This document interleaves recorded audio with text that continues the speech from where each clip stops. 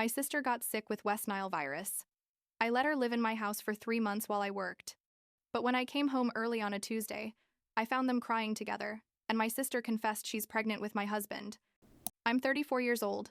I own my own business consulting firm, and honestly, I never thought my life was going to turn into this absolute disaster. But here we are. What happened like 2 months ago basically destroyed my marriage, my relationship with my sister, and my entire family. And the truth is, I'm still processing everything because there are days when I wake up and think it was a nightmare. But no, it all really happened. I guess I should start from the beginning so you understand how I got to this point. I grew up in a pretty normal family. Nothing special. My parents, Edward and Helen, were always the type of people who cared a lot about appearances, the kind who need everything to look perfect on the outside even if things weren't so great on the inside. I have a younger sister, Hannah, who's 28 now. We were always close when we were kids, or at least, that's what I thought. She's 6 years younger than me. So when we were girls, I was like her protector, her cool, older sister who defended her from bullies at school and taught her how to put on makeup and all those things. We grew up, each took our own path. I went to college, studied business administration, worked like crazy to establish myself, and eventually started my own firm like 7 years ago. I did well. Really well, actually. And I was able to buy my house. This is important. You'll see why. 5 years ago. A beautiful house in a quiet neighborhood. 3 bedrooms, yard. The whole thing. Hannah, on the other hand, always had more trouble getting established. It's not that she was irresponsible exactly, but let's say she didn't have the same ambition as me, or maybe she just didn't have the same luck. I don't know. She worked in retail, different stores, never lasted long anywhere. You know how those jobs are. Horrible pay, terrible schedules, zero benefits. But well, she seemed happy with her life. She had her friends, went to parties, lived with a roommate in a small but decent apartment. I helped her when I could, lent her money from time to time, bought her clothes for Christmas, things like that, because, well, she's my little sister, and I always felt it was my responsibility to take care of her a bit. Like 6 years ago, I met Christopher at a business conference. He was there as an attendee. He was working for a marketing company at the time, or so he told me. He was charming, handsome, smart, made me laugh, and honestly, I fell in love pretty quickly. We started dating. Everything was going amazing, and after a year of dating, he proposed. My parents adored him, said he was the perfect son-in-law, polite, well-mannered, good-looking. Hannah also seemed to get along well with him. The 3 of us would go out sometimes. We'd go to dinner, to the movies. It was all very normal and happy. And we got married 5 years ago. It was a small but nice wedding. Nothing too extravagant because I've never been one of those people who need a giant production for everything. After we got married, Christopher quit his job. He told me he wanted to focus on writing, that it had always been his dream to be a writer, but he'd never had the time or mental space to do it seriously. I told him it was fine, that there was no problem, that my business was doing very well and we could live on my income while he pursued his dream. So he basically became a stay-at-home husband. He cooked, cleaned, did the shopping, and supposedly wrote his novel in his free time. I worked like 10 or 12 hours a day, sometimes more, building my business, closing contracts, managing clients, all that craziness. And look, I'm not going to lie. There were moments when it bothered me a bit that he didn't contribute anything financially to the household, but I told myself I was being unfair, that he contributed in other ways, that maintaining a house is also work, and that I loved him and wanted to support his dreams. How stupid I was, seriously. Fast forward to like 4 months ago. Hannah called me, crying, like literally sobbing on the phone, and told me she'd lost her job. The store where she worked closed without warning. All the employees were out on the street from one day to the next. She had no savings, obviously, because with those miserable salaries, it's impossible to save anything, and she told me she wasn't going to be able to pay next month's rent. I told her to calm down, that we were going to find a solution, to look for another job in the meantime. But then, like 2 weeks later, she called me again and dropped the bomb. She had West Nile virus. Can you believe it? West Nile virus? That disease you get from mosquitoes? Which can be super serious. She was very sick, with high fever, extreme weakness, terrible headaches, and the doctors told her she was going to need weeks, maybe months to fully recover. She couldn't work like that. She couldn't even get out of bed some days. So there was my little sister, jobless, seriously ill, with no money to pay rent, and basically no options. My parents live in a one-bedroom apartment. They didn't have space for her, and plus my dad has health problems too, so it wasn't a good idea for Hannah to move in with them while being so sick. So I, being the responsible and generous older sister, told her to move in with me. We had a guest room we almost never used, and I thought, well, she's my sister. She's going through a horrible time. The least I can do is give her a place to recover until she can get back to work.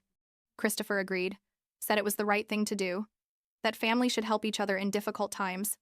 My parents were super grateful to me. They told me I was so generous, such a good sister, that Hannah was so lucky to have me. Hannah moved in like 3.5 months ago.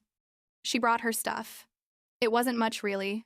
Some boxes of clothes, her personal things, her laptop. The first few days she was basically in bed all the time.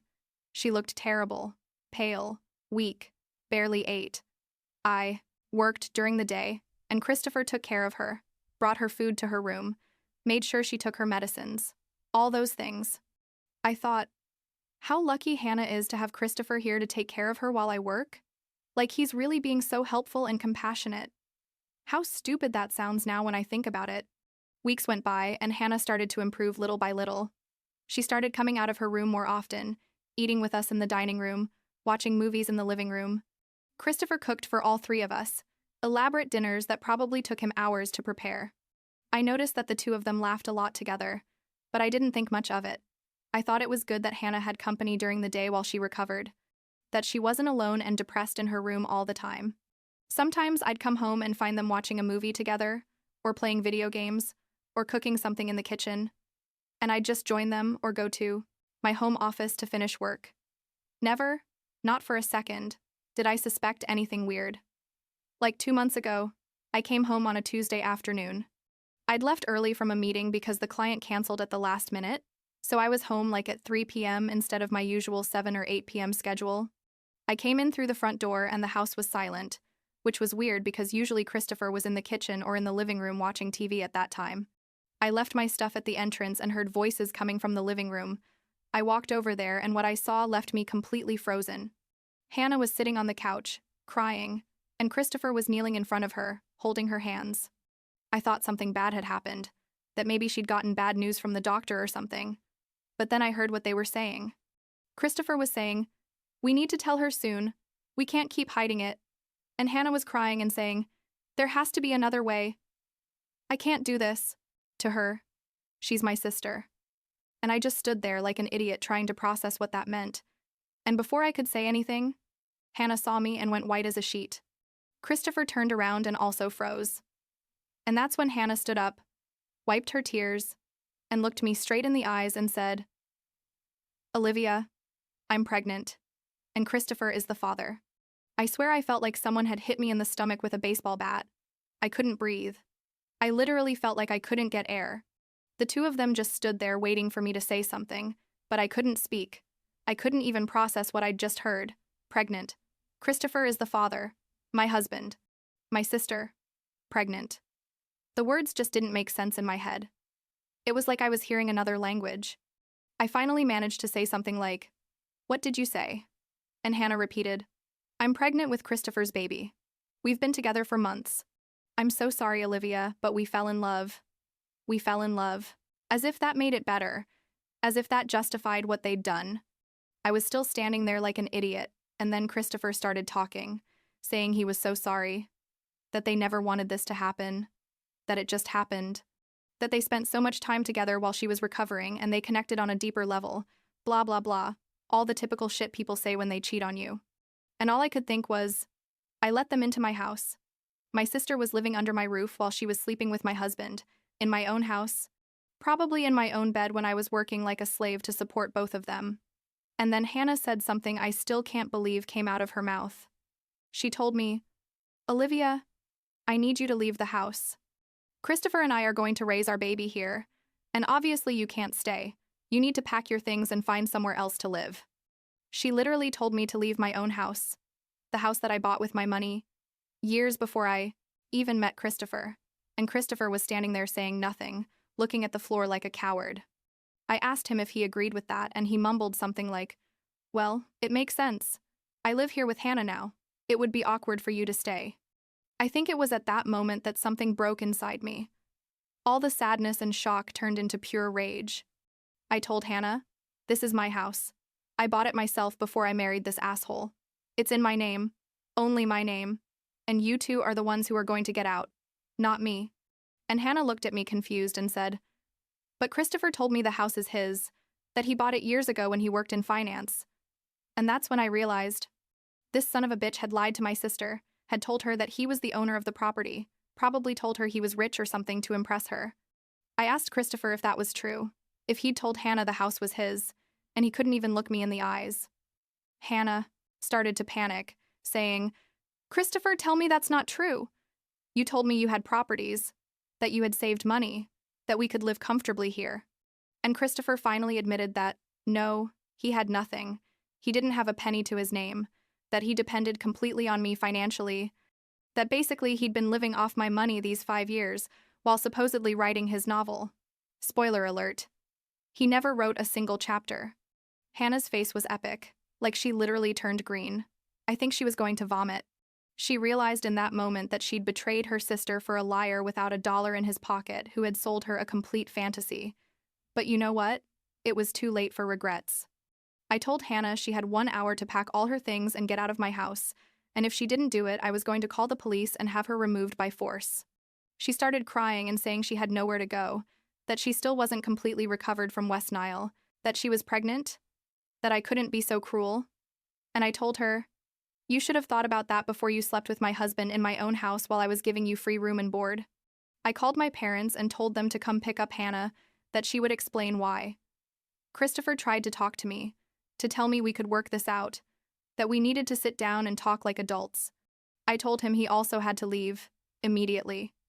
He started with how he needed time to find a place, to pack his things, that legally I couldn't just kick him out like that. I told him I didn't give a shit about what was legal, that if he didn't leave willingly, I was going to throw all his stuff in the trash and change the locks. He just stood there, not knowing what to do, probably hoping I would calm down or something. But I was beyond calm. I was in a completely different place emotionally. My parents arrived like 45 minutes later. Hannah had already packed her things. Well, more or less. She threw everything into trash bags because she didn't even have suitcases here. My parents came in and my mom immediately started yelling at me, saying, how could I be so insensitive, that Hannah was sick and pregnant, that she was my sister, that family should forgive each other. And I told them the whole story. Everything that had happened, hoping they would understand, that they would take my side. But no. My dad said yes. What Hannah did was wrong, but that throwing her out on the street in her condition was worse, that I was being vindictive and cruel, that I needed to be the bigger person in this situation. I couldn't believe it. My own parents, after knowing that my sister had destroyed my marriage, were defending her. My mom told me I had money, that I could get another apartment easily, that Hannah didn't have those options, that I needed to think about the innocent baby that was on the way. I told her that baby wasn't my problem, that I hadn't asked my sister to get pregnant with my husband. My dad called me selfish, said I'd always been too ambitious, and that money had made me cold. That hurt more than I can express. But I stood my ground.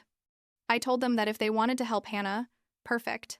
They could take her with them or pay for an apartment for her, but she wasn't staying in my house one more day. They took Hannah away. She was crying and looking at me like she expected me to change my mind at the last second, but I just looked at her expressionless until she went out the door. Christopher was still there, still trying to talk to me, to explain himself. I told him the next day I was going to call my lawyer to start the divorce, and in the meantime he could sleep in a hotel or in his car. I didn't care. He finally left, took some things, and left.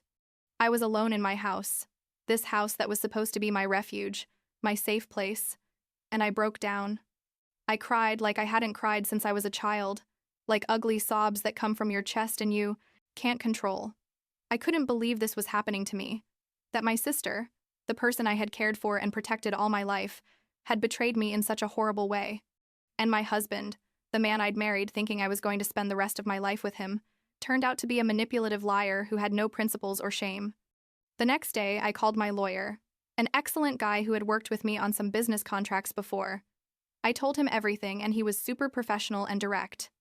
He told me the divorce was going to be simple, because I'd been smart and never put the house or my bank accounts or my business in both our names. When we got married, everything was only in my name. Christopher technically had no right to anything, because he hadn't contributed anything financially during the marriage, and the house was premarital property. My lawyer sent the divorce papers that same week. But the drama didn't end there, not at all. My parents started calling me every day, sometimes several times a day. My mom would cry on the phone, telling me I had to forgive Hannah, that she was my sister, that we all make mistakes, that I needed to think about the future and keeping the family together.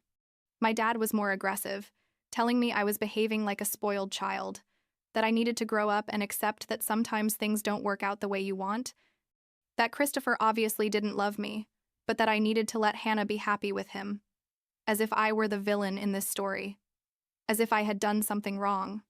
I explained to them 1,000 times that I wasn't going to forgive Hannah, that what she did wasn't a simple mistake, but a calculated betrayal over months, that she deliberately destroyed my marriage and my trust in my own family. But they didn't want to listen. They kept calling, sending text messages, pressuring me constantly. Christopher also started sending me messages, first trying to apologize, then angry because I wasn't, responding, then begging because apparently he had nowhere to stay and needed money. One night, like 2 weeks after all this, Christopher sent me a super long message, like a complete essay.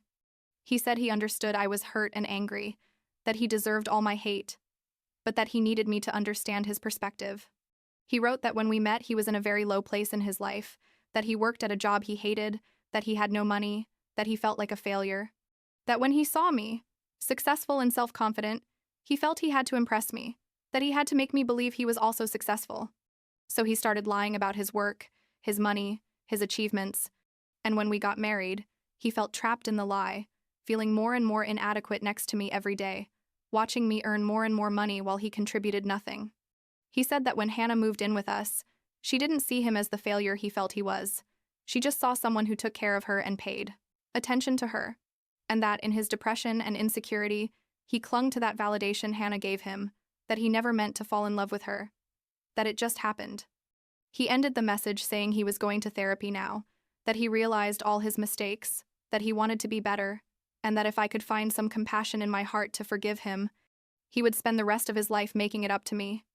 I read that message 3 times. And you know what? Part of me felt some pity for him. Because I can understand insecurity, I can understand feeling inadequate, but that doesn't justify anything he did. Having personal problems doesn't give you permission to lie, cheat, and betray the person who gave you everything. So I didn't respond. I just blocked him. There was nothing to say.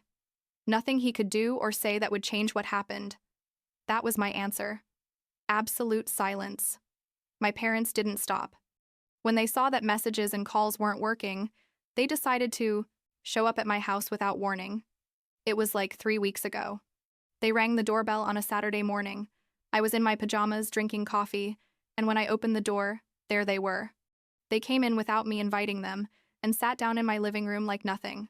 My mom started with her speech again, that Hannah was having a horrible time, that she was living with them in their small apartment, that she was depressed, that she cried every day, that the pregnancy was being difficult, that I was the only one who could fix this. I asked them how exactly I was supposed to fix this. And my dad said I should let Hannah come back to live here until she had the baby and could recover. That Christopher could stay with them or find his own place, but that Hannah needed stability. I stared at them, unable to believe what I was hearing. I told them that was never going to happen, that before letting Hannah set foot in my house again, I would sell the house and move to another state. My mom started crying, saying I was breaking up the family, that when I needed my sister in the future, I was going to regret this. And that's when I exploded. I told them that I didn't break anything, that it was Hannah who decided to sleep with my husband, that it was them who decided to take her side instead of mine, that I was the victim here and not the villain. I told them I was tired of being treated like I was the bad guy for setting boundaries and protecting my mental peace, that if they wanted to have a relationship with Hannah, perfect, but that I wasn't going to be part of that, and that they needed to respect my decision. My dad stood up and told me, "Then I guess we no longer have a daughter." And they left. That's how dramatic it was. I haven't spoken to them since then. I blocked their numbers too after they kept sending messages for 2 more days. Hannah tried to contact me through social media, Instagram, Facebook, sent me like 10 messages saying she needed to talk to me, that things with Christopher weren't working out. What a surprise. That he turned out not to be the person she thought. Double surprise. That she regretted everything. I blocked her everywhere. I'm not interested in her regret. I'm not interested in her drama with Christopher. I'm not interested in anything she has to say. The divorce is moving forward without problems. My lawyer says it should be finalized in the next 2 months. Christopher isn't fighting anything, because honestly, he can't afford a decent lawyer, and he knows he has no right to anything. Apparently, he's living with a friend now. Or that's what I heard somewhere. I don't know and I don't care. The house is quiet, I'm working a lot, keeping myself busy, going out with friends when I can, going to therapy, because yes, this affected me, and I need to process everything in a healthy way. Am I okay? Not completely, honestly. There are days when I wake up and feel strong and confident in my decisions, and there are days when I feel deeply lonely and betrayed, and I wonder if I did the right thing, cutting my entire family out of my life. But then I remind myself that I didn't do anything wrong, that setting boundaries isn't being cruel, that protecting my mental peace and my dignity isn't being selfish, that if my family can't understand that and respect it, then maybe it's better to be without them. Last week, a friend of mine asked me if I would ever forgive Hannah. I told her honestly, I don't know. That maybe in a few years when all this is far in the past and the wounds have healed a bit, maybe we can have a conversation. But not right now. Right now, I need to focus on myself and on rebuilding my life without toxic people in it, and that includes my sister, my ex-husband, and apparently also my parents. It's sad, it's painful, but it is what it is. Sometimes, biological family isn't the family you need, and it's okay to distance yourself from people who hurt you, no matter who they are. So here I am, 34 years old, getting divorced, not talking to my family, but with my house, my successful business, my financial independence, and my dignity intact. And honestly, at this point in my life, that's enough.